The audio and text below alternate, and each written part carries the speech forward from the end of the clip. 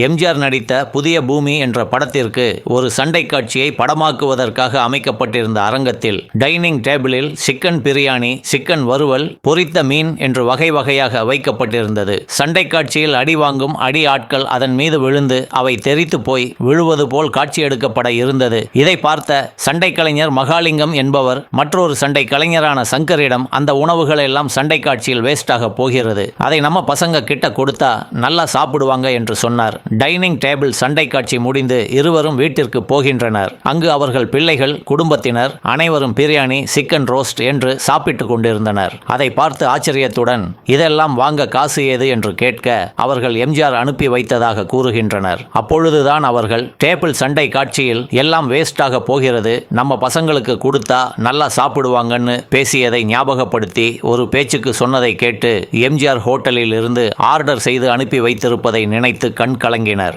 அன்னமிட்ட கை என்பது எம்ஜிஆருக்கு மட்டுமே பொருந்தும்.